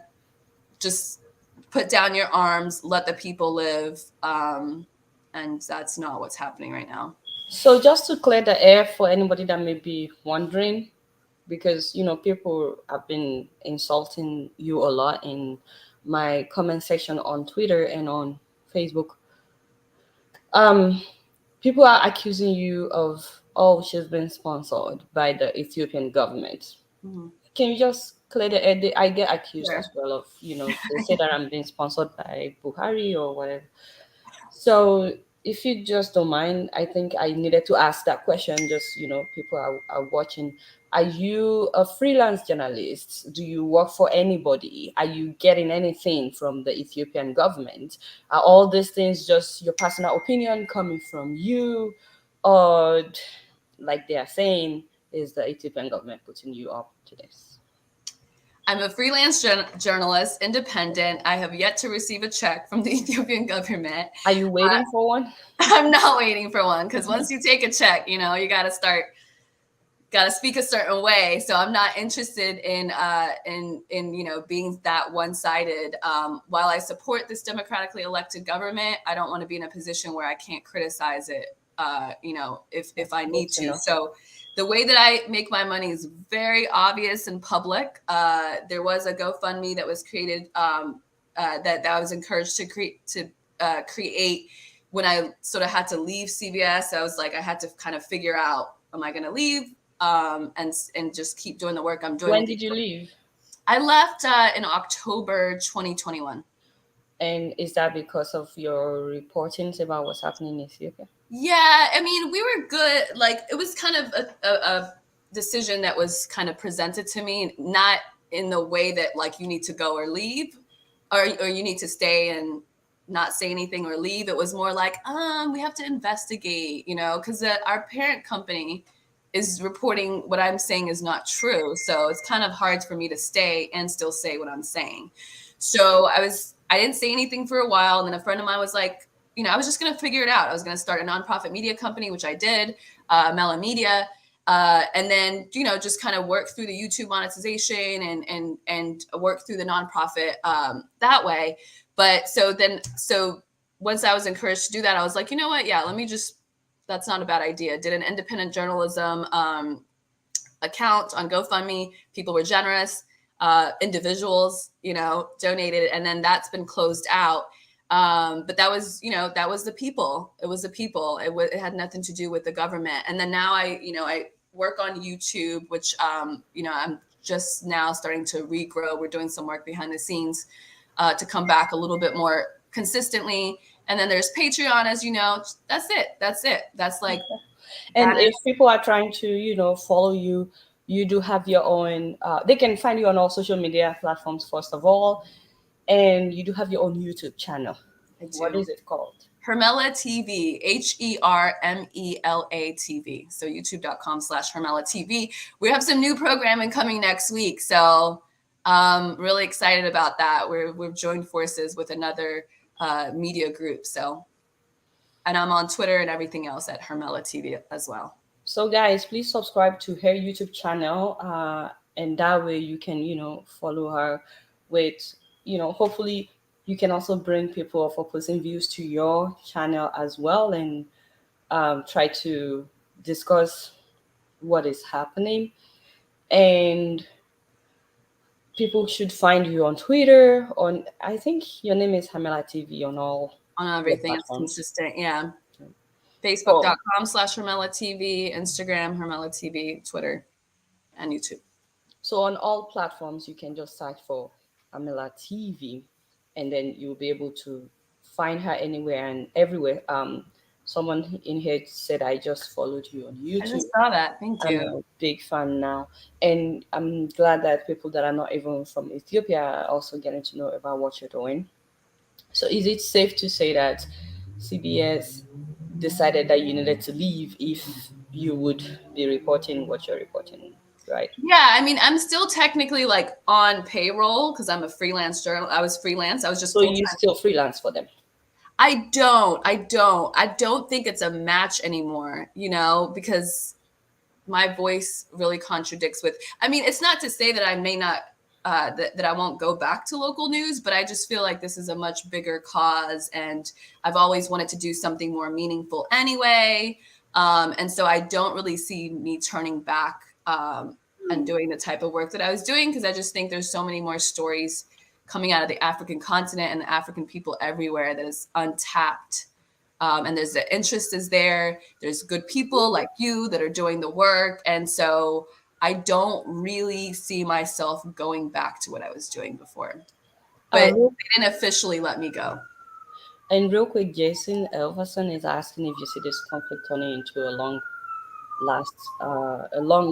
last one similar to Somalia. I'm hoping not. Yeah. This is June. It's gonna be 2 years in November. Crazy. And one of the things that I had reported on was the fact that the prime minister said this won't take long. Yeah, that was not. That's what leaders do sometimes. Maybe he thought it wasn't, but yeah, that was not accurate in the end. But that's that's a prediction. That's not necessarily a lie. So what do you say to Jason's question? I mean, I hope not. I really hope not. I don't think that, I hope this government, the prime minister, get creative and find a way to negotiate with this terrorist group that gets them out of the picture so that the people in Tigray can just live normal lives and not be held hostage like they have been for much of the 2 years. So I don't really have the solution. I think it requires a lot of creative work on the side of the government and the negotiators. I do not think that a TPLF member, especially one of the leading ones that have backed this war, is going to be back in power. And I don't think most of the Horn of Africa has the palate to accept something like that.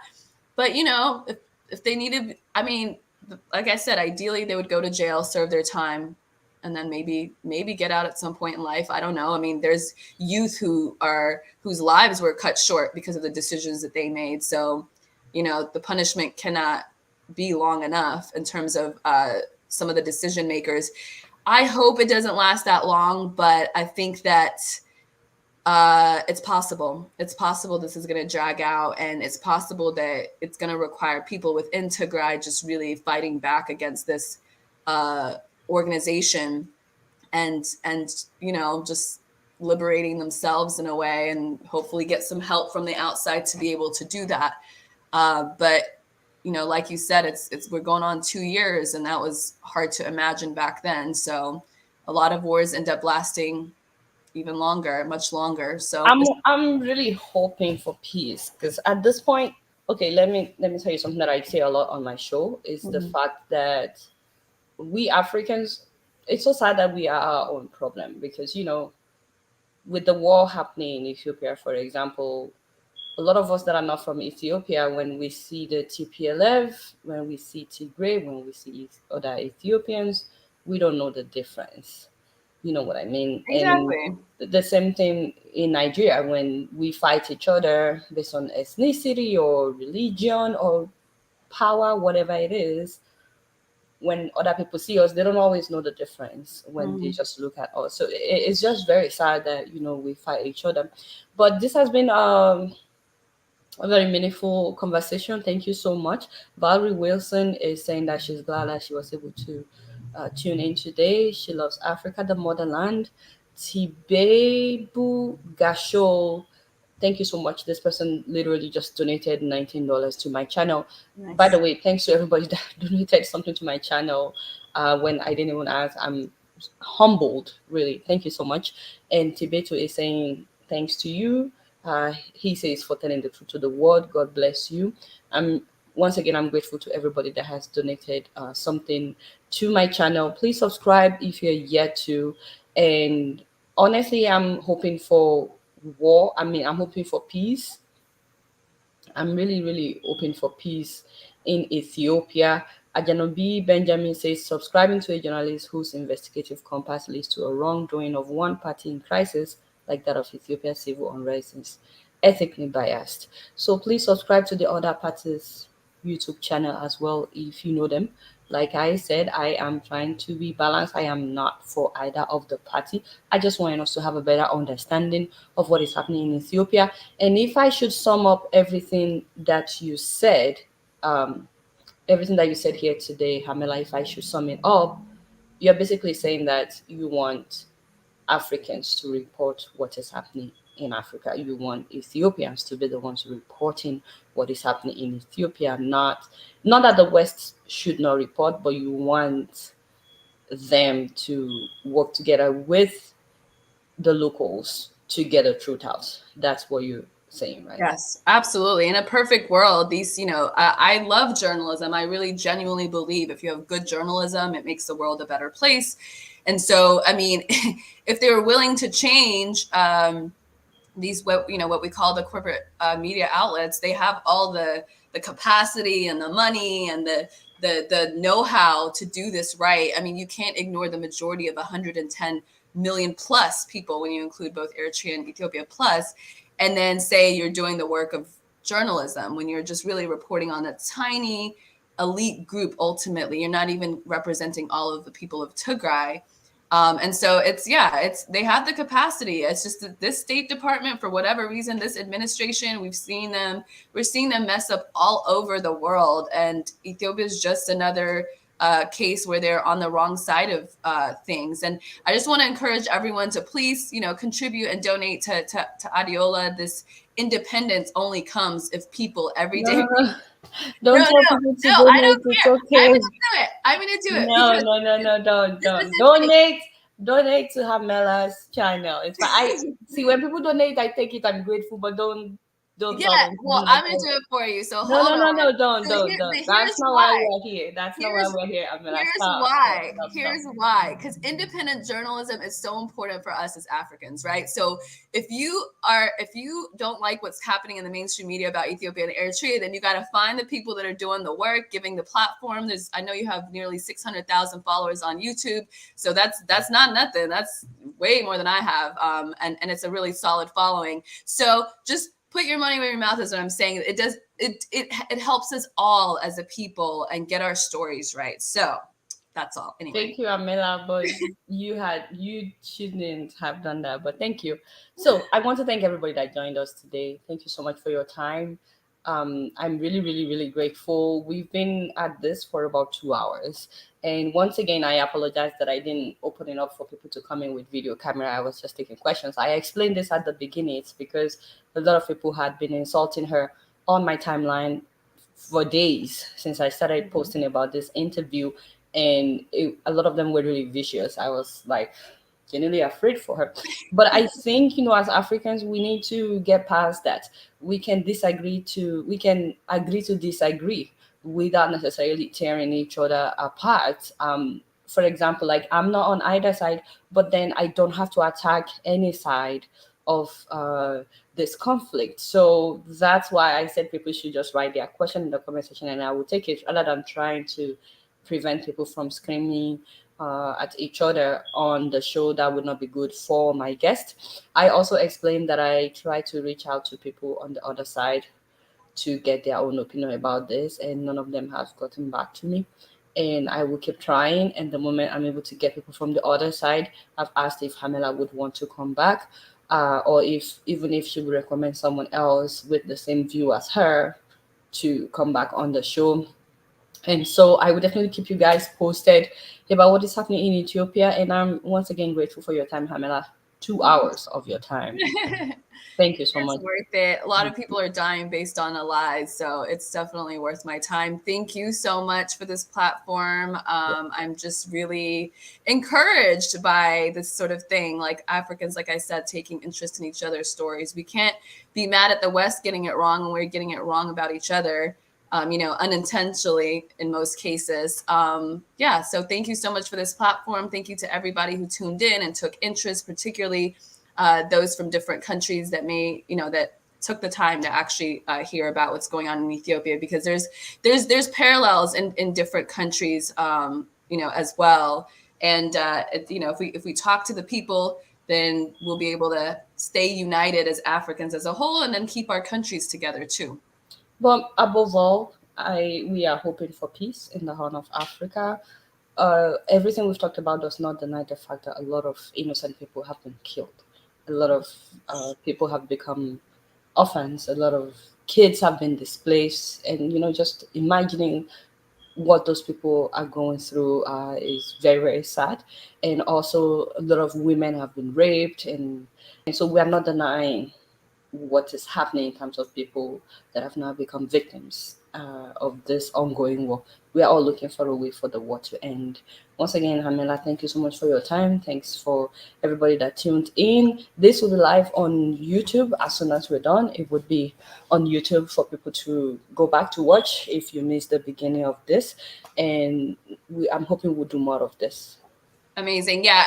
A suggestion: if you do have the other side on, please have somebody from Ethiopia or Eritrea on that has a different view, because they've had so much airtime in the mainstream media outlets. I'm willing to come on whenever that happens, but it's gonna drive people crazy, rightfully so, to have them spitting out their propaganda that has killed so many people without having another voice. And it's understandable, honestly. Like, people have so much grace that they've even put up with this for as long as they have. So as much as you can, I'll be available. You've got my number. So if they're not willing to come on with me or somebody else, it's because they know that they're just spitting propaganda. And I'm hoping we'll get someone from Eritrea too someday, because I'm seeing comments about Eritrea actually as we were talking about this. So, anyways, for the last time, thank you for your time. Good old African goodbye. Gotta say goodbye a few times. And thanks to everybody else that joined us. I'm really grateful to you guys. I am extremely grateful for my Ethiopian friends, by the way, who insisted that I contact you. And some of them send me questions as well. I'm not mentioning names because I don't think they would want me to mention their names, but I know they're watching, and I'm extremely grateful for you, because now I know a little bit more about Ethiopia, and hopefully someday I can visit and actually see with my own eyes. Why not? Yes. All right, y'all. It's been real, and I'm keeping it right up in here. Don't forget to follow me on Facebook, Twitter, and Instagram. And if you're yet to subscribe to my channel, I'm watching you on Plasma TV. Press the subscribe button and the bell button. And until next time, I'm gonna see you later. Peace out. Bye. Bye.